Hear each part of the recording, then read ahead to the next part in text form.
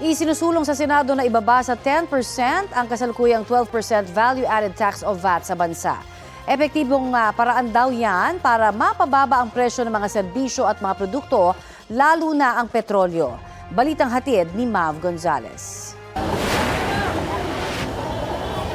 Maliban sa mga hilaw na agri-product at pagkain, halos lahat ng bilihin at serbisyo ngayon ay meron ng value-added tax o VAT.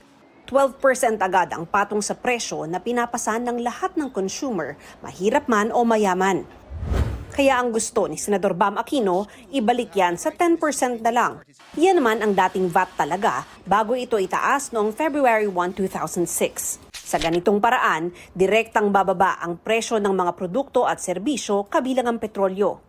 Yan ay para matulungan kahit ang middle class na ayon kay Aquino ay hindi nakakakuha ng direktang tulong mula sa gobyerno. May naunang panukala si Senador Mark Villar bago pa ang krisis. Ibababa rin nito sa 10% ang VAT pero pwedeng ibalik ng Pangulo sa 12% kapag inirekomenda ng Finance Secretary kung masyadong malaki ang kakulangan ng pondo kumpara sa gastusin ng gobyerno sa isang taon o projected deficit. Ang panukala naman ni Senador Loren Legarda, pansamantala lang ang pagsuspinde o pagbawas sa VAT sa produktong petrolyo.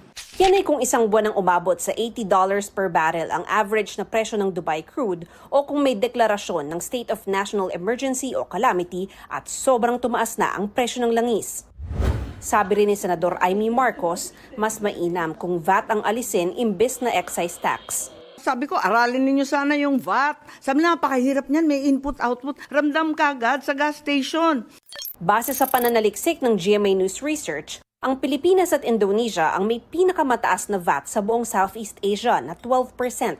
Pinakamababa naman ang 2.5% VAT ng Timor-Leste, habang ang Brunei ni walang VAT. Hinihingan pa namin ng komento ang Department of Finance sa panukalang ibaba ang VAT. Pero nauna nang sinabi ni Pangulong Bongbong Marcos na petroleum market lang ang makikinabang kung alisin ang VAT sa produktong petrolyo. You know, here's the thing with the VAT, especially the VAT on petroleum products.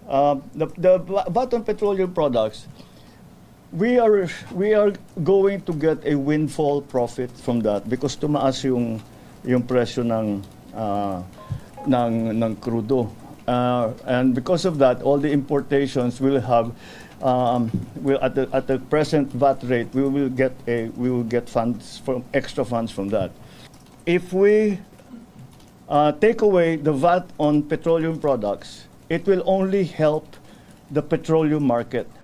Mav Gonzalez nagbabalita para sa GMA News.